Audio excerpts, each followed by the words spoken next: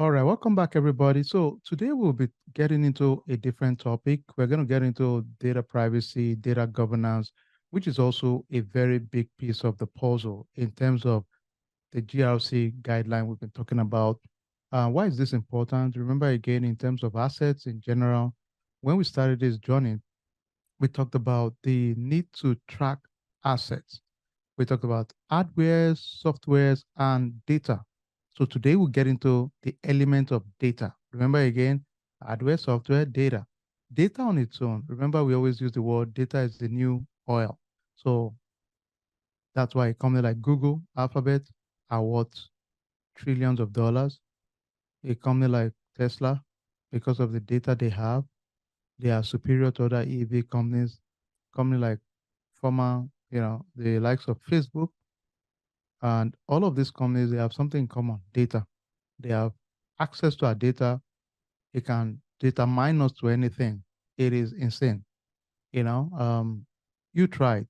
Have a conversation with somebody on the phone, and you're surprised in a few weeks or days, you start seeing advertisements on your conversation.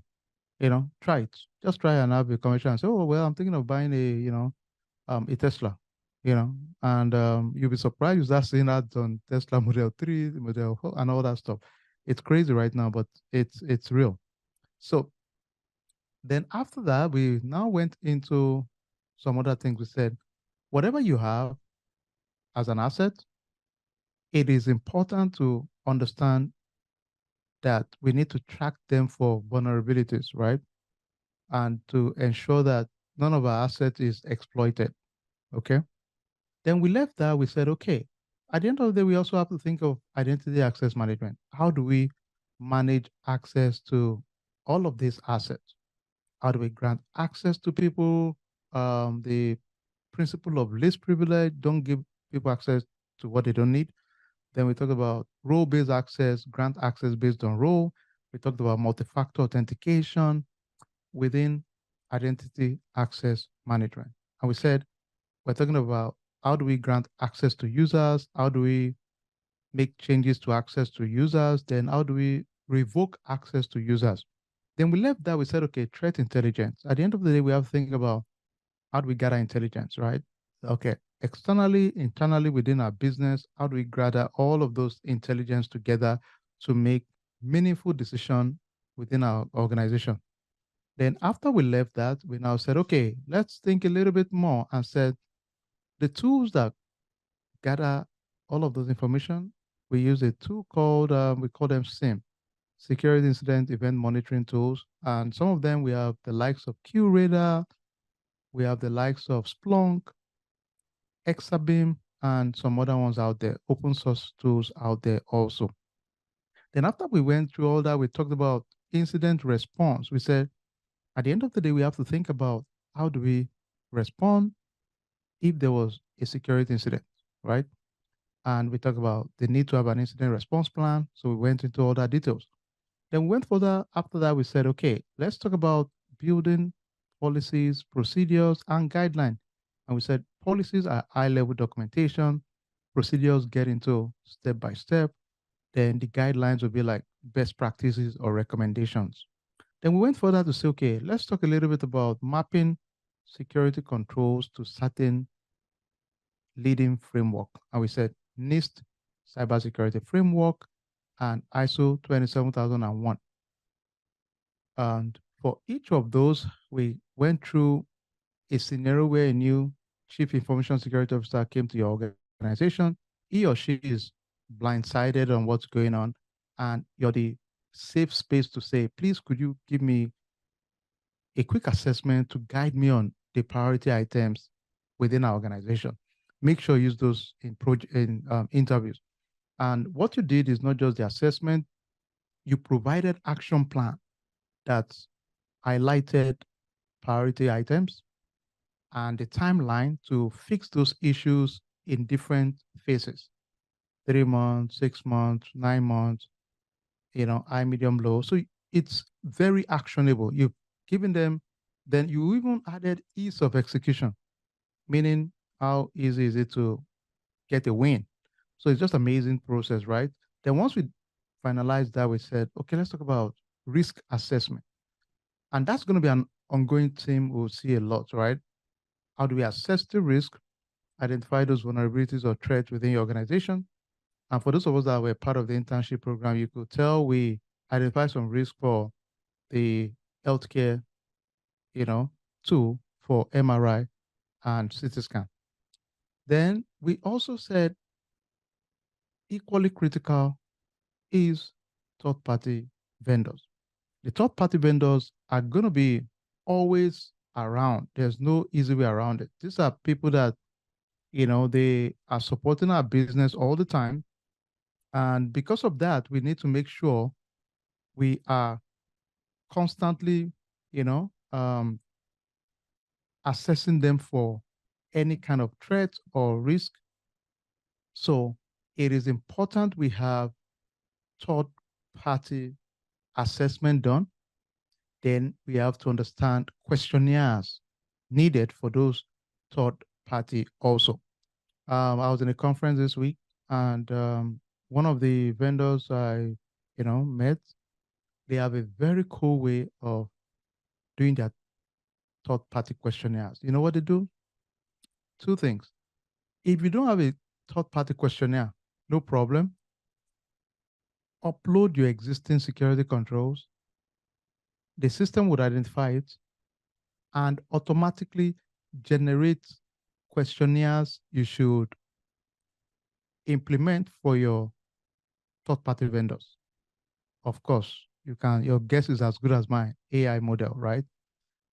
If you have existing questionnaires, the system would automatically pull your questionnaire and identify areas you should include in the questionnaire to make it much more robust. It is super awesome, really. For these vendors specifically, potentially I would bring them to our platform to talk about the tools and the new functionality they have.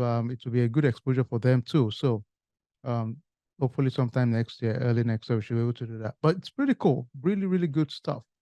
But that's the reality out there right now. Then after we talk about third-party risk, we also sneaked in and talked about business continuity plan, right? We talked about business impact assessments. We did some examples around it.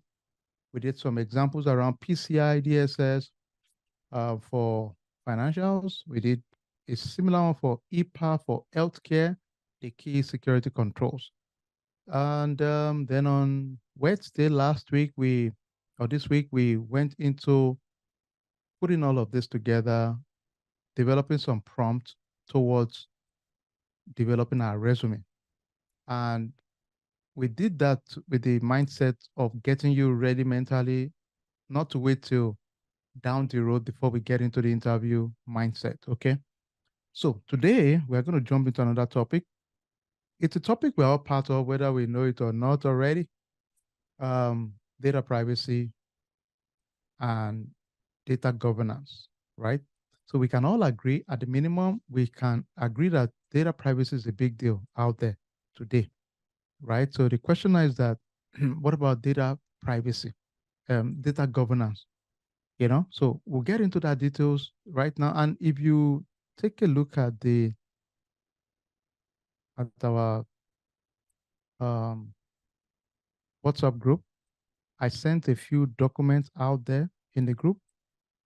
So if you don't mind, just take a look at those documents, open them also. I'm going to be going through some of those documents in the next few minutes. So let us just, but before we do that, let me just open the floor. Let me see what you guys think. All right. So the floor is open to chat. If I say data privacy, what comes to your mind? Let's think together. If I say data privacy, what jumps to your mind?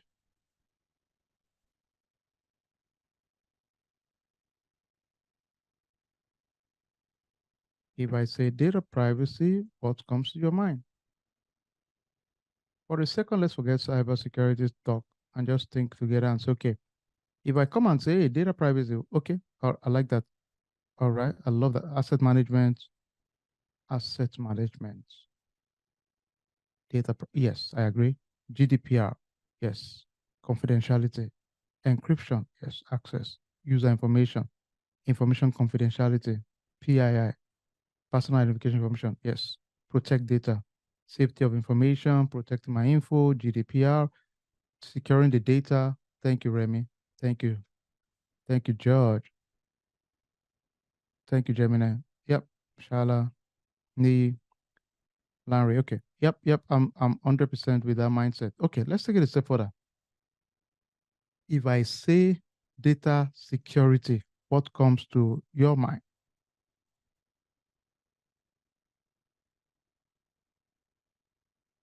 If I say data security, what comes to your mind?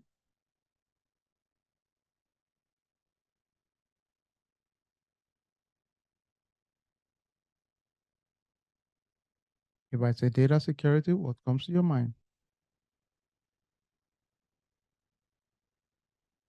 Data loss prevention, encryption, protection.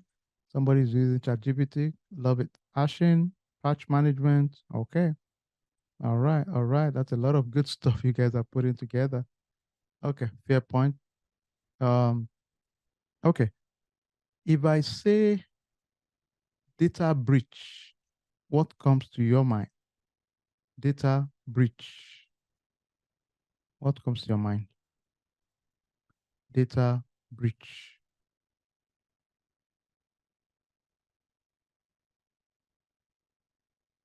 If I say data breach, what comes to your mind?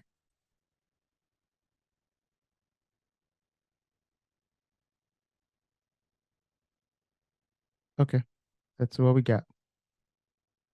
Password, target. To me, I mean, target, I can data leak. Thank you, sir. Interference, loss of dollars, invasion, information loss, hackers, unauthorized access. I love that. Scammers, loss of data, hacking, yeah, invasion of privacy, penalty, attack on data, hacking, unauthorized access, hackers, theft, 100%. Yeah, stolen information. Oh, the truth is that it's internal sabotage. That's a big one out there. It's one that we don't even talk enough about, to be honest. Because think about it. Who wants to be the one to be saying my coworkers are potentially target that can steal? You don't want to be the person that will be the leading stuff like that, right? So everybody just we all keep that kind of that part a little bit. We keep it on the low, right? That hey, even if my coworkers are potential suspect, I'm not going to be the one to champion that out, right? People just